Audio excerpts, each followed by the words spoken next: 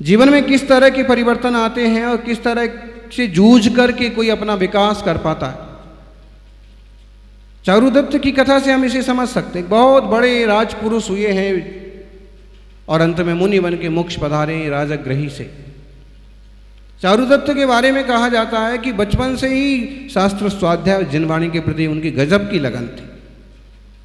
यहां तक स्थिति थी कि जिनवाणी किताब शास्त्र के बाहर कुछ और देखना सुनना पसंद ही नहीं करते।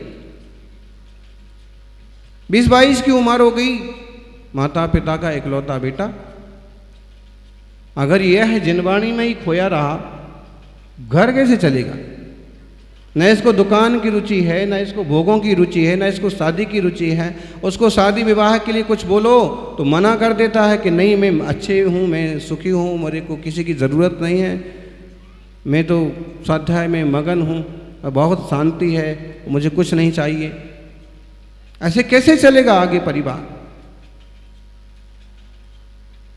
माँ को चिंता हुई, पिता को चिंता हुई और कई बार मातृवर्ग इस टाइप के मामलों में कैसे भी कदम उठाने को तैयार हो जाते हैं।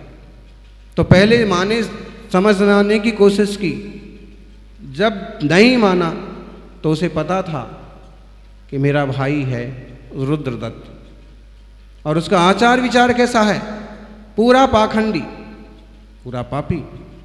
और एक दिन उसने अपने भाई को, माने चारुदत्त के मामा को कहा कि तुम चारुदत्त को संसार में लगाने के लायक बनाओ, मतलब कैसे भी इसको व्यसनों में फंसाओ, इसको दुनियादारी सिखाओ।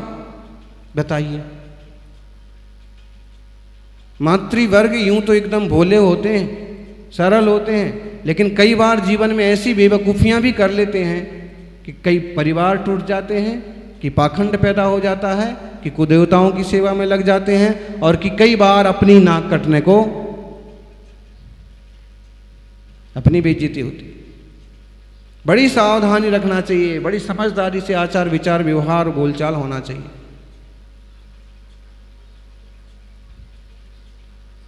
वहां पर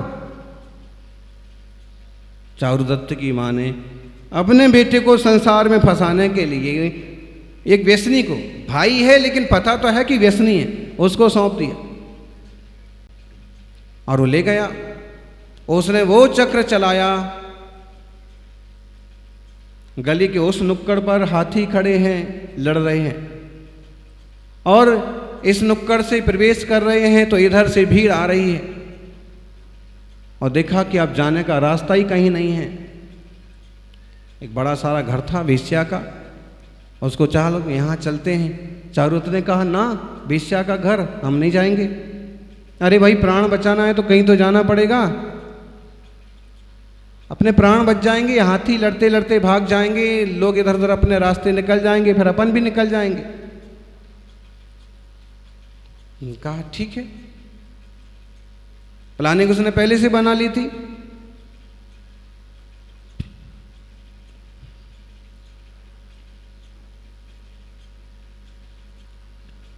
अंदर गए तो बड़ा स्वागत हुआ और जो मालकिन थी वहाँ की वेश्या थी, उसने कहा कि खाली बैठे बैठे क्या करेंगे, चलो कुछ खेलते हैं।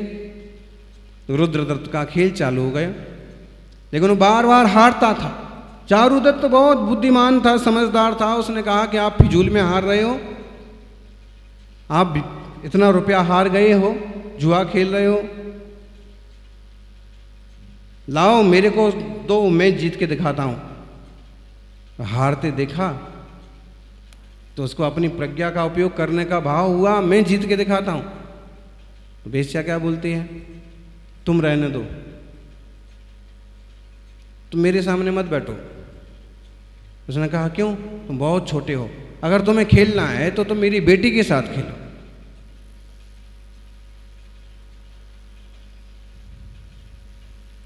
कई बार देखिए ऐसा होता है, उसको बात स्वीकार करना पड़ी, मामा ने भी दबाव दिया, खेलना है खेलो, खेलना चालू हुआ और बस एक बार कोई संगति लगती है तो लगी जाती है।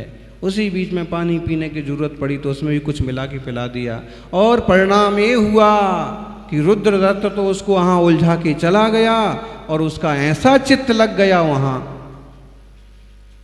कि अब घर जाने को तैयार नहीं।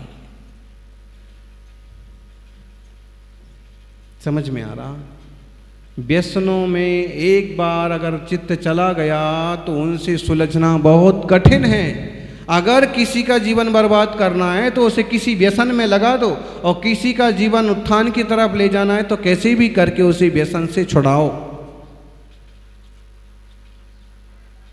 रंग गया उसी में। महीनों बीत गए, माँ ने संदेश भेजा कि भाई घर आ जा, हैं तेरी शादी कराई है, तेरी शादी हुई है, तेरी पत्नी तेरे को याद करती है। उससे तो तूने क्षण भर को बात नहीं की, लेकिन वहां जाके तू बस ही गया,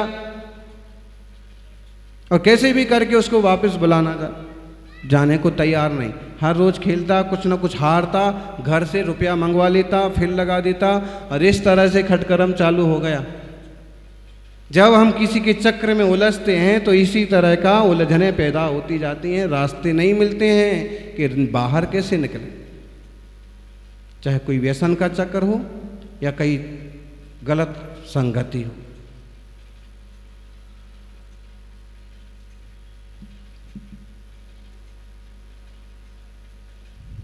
यहाँ तक भेज दिया संदेश कि भाई धन कम हो गया है, दुकान पर पिता का जाना बंद हो गया, तुम्हें घर आना ज़रूरी है। नहीं, जैसे भी करना करो, मैं नहीं आऊँगा। और बाद में पिता अस्वस्थ हो गए हैं, इस संदेश पर भी नहीं आया। पिता का देहावसान हो गया है।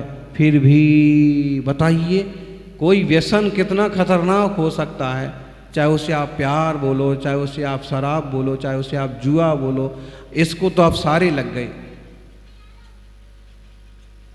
कि कुछ भेज सकते हो तो भेज दो। उसकी पत्नी की आभूषण भी बिक गए। एक दिन ये हुआ कि उसने जब घर से कुछ मंगाया तो वहां माँ ने उसकी पत्नी की चूड़ियां भेज दी। कुछ था ही नहीं और कुछ। अब उसको देख करके भी उसे शर्म नहीं आई कि मैं किस हालत में चला गया, वो मेरा परिवार किस हालत में चला गया। उस दूती ने जरूर कहा वेश्या को कि बस इसकी पत्नी की चूड़ियां हैं, अब घर में बहुत ज़्यादा नहीं बचा है। और उसको ये जैसे ही ध्यान में आया तो उसने उसको अपनी लड़की को समझाया कि देखो, हमारा धंधा तो यही है कि लोगों से रुपए वसूल कर लेना और कुछ ना बचे तो उनको निकाल देना। तो लड़की कहती है कि माँ कैसी बात करती हो, ये तो बहुत अच्छे इंसान रहे और इनको ये आपने और हमने उलझा दिया, और मेरी जिंदगी का ये पहला व्यक्ति है, पहला और आखिरी इंसान है, और आप तुम कहते हो कि इसको छोड़ दो। पहले इससे लाड़ा लड़ाया और फिर आज उलझाया, और अब मैं तो किसी चीज़ में उलझने को तैयार नहीं थी। मैं अब रहूंगी तो इसके साथ रहूंगी, शादी करूंगी तो इससे करूंगी। वेश्या ने समझाया कि वेश्याओं की कोई शादी नहीं होती। उसने कहा कि मेरा तो ऐसा जीवन नहीं रहा, साफ सुथरा जीवन रहा, तो भी हम रुपए कमाने के लिए हैं यहाँ पर। और लड़की को कुछ भी बात नहीं समझ में आई, तो उसने जबरदस्ती करके और इसको मल गृह में पटकवा दिया। नौकरों से कहे कि मल गृह मतलब जहाँ संडास बाथरूम जाते थे, उसमें गड्ढे में गिरवा दिया। उसको सब चीज़ समझ में आ गई, सब ध्यान में आ गया कि क्या हो रहा है। और जैसे कुछ थोड़ा सा होश आया तो देखा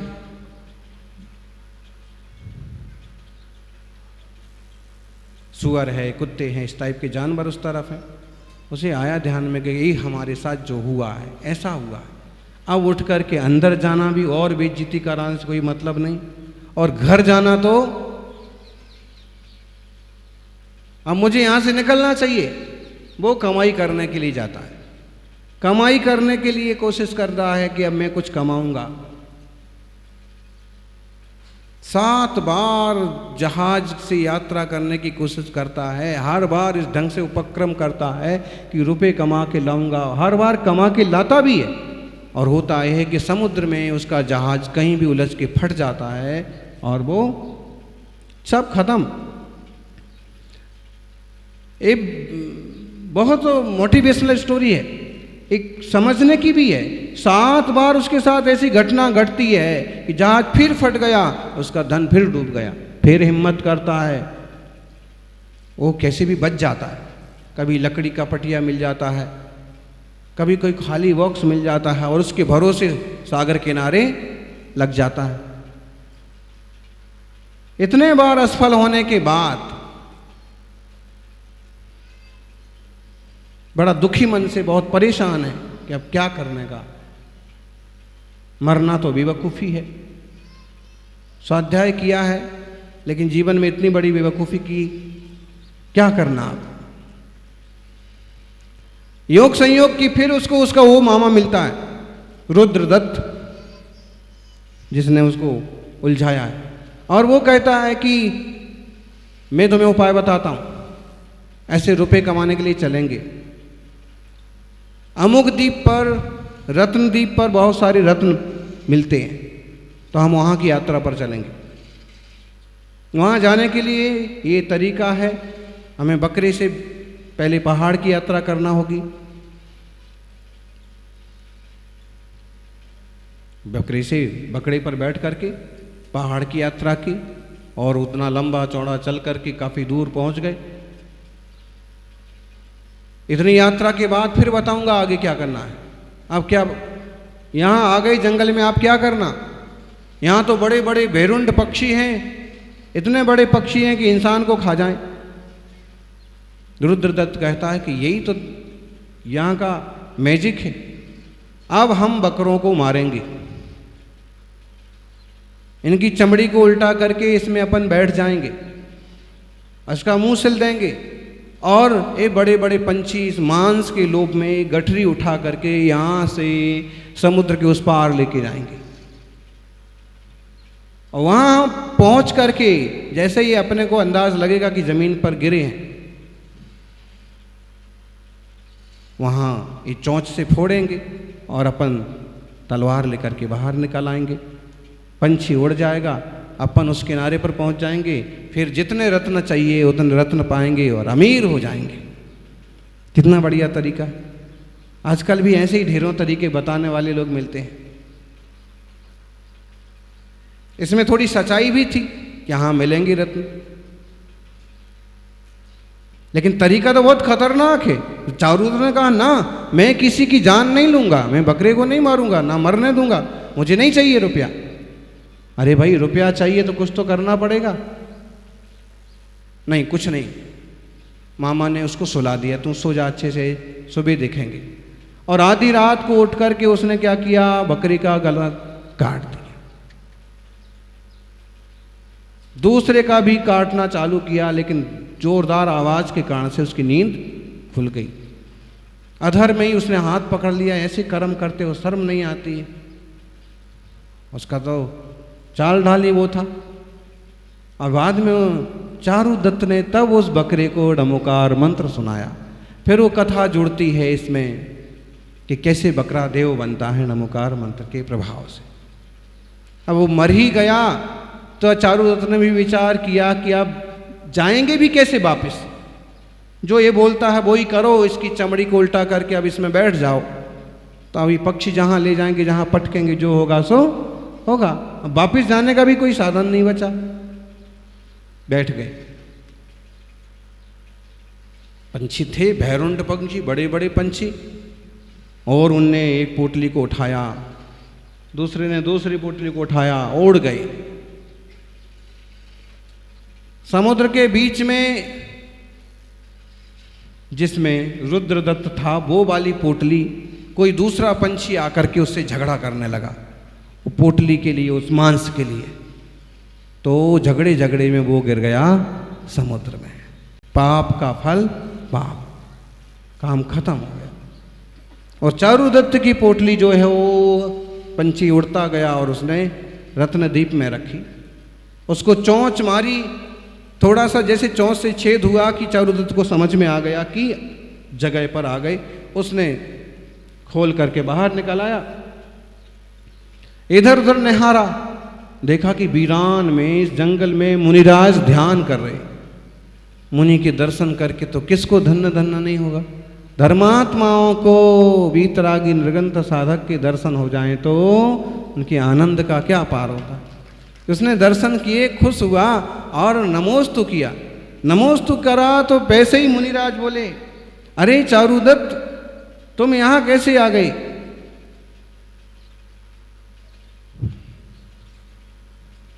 उसे आश्चर्य लगा कि यहाँ मेरे को जानने वाले मुनिराज मेरे को जानते कैसे। सबसे पहले प्रश्न उसने यही किया कि आप, तो उनने पूरी कहानी सुनाई। मैं विद्याधर था और तब मेरे साथ ऐसा हुआ था, चंपापुर में दूसरा विद्याधर मुझे बांध के चला गया था, तुम उस समय वन विहार में थे और तुमने मुझे देखा, मेरे इशारे को समझा, तुमने मेरा उपचार किया, मैं उस विद्या से मुक्त हो गया था और तब मैंने तुमसे कहा था कोई वरदान मांगो, तो तुमने कहा था मुझे कुछ नहीं चाहिए, मैं वही विद्याधर हूँ, बाद में मैंने मुनि दीक्षा ली है और मैं तपस्या कर रहा हूँ। मैं तुम्हारे को देख करके पहचान गया। तो उनको बड़ा अच्छा लगा कि देखो उपकार किया था तो कहीं ना कहीं। फिर क्या हुआ,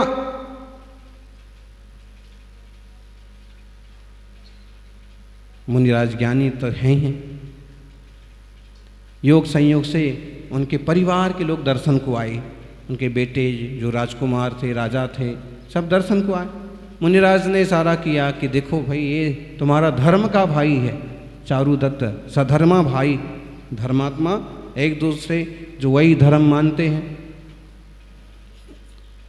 और वो कहानी सुनाते हैं और फिर कहते हैं कि अब इसको आप लोग इसको जहाँ जाना है वहाँ पहुँचा दो। ढेरों रत्न ढेरों संपदा के साथ उसको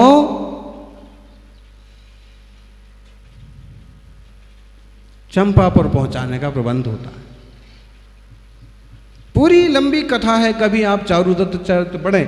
केवल आजीविका के लिए उसको कितने उपद्रव सहन करने पड़े, एक बार जरा सी चूक से जीवन में कितनी सारी विपत्तियां खड़ी हो गईं और फिर एक बार का किया हुआ उपकार कितना बड़ा फलदायी साबित हुआ और एक बार का मुनिराज का दर्शन कैसे जीवन बदलने वाला हो गया और कैसे धर्मात्माओं के संयोग से वापिस घर पहुंचा और फिर बहुत अच्छा जीवन जीने लगा।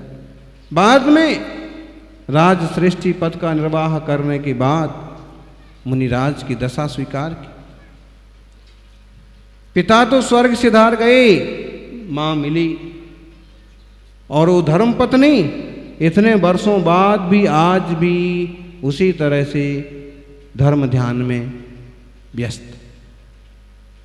ऐसा नहीं कि आदमी ऐसा निकल गया तो सब छोड़ो छाड़ो, कहीं और चलो। शील व्रत का पालन किया, अंत में श्रावक के व्रतों का पालन करके मुनिराज की दशा पा करके वह जीव राजगृही से मोक्ष पधारे चारुदत्त मुनिराज।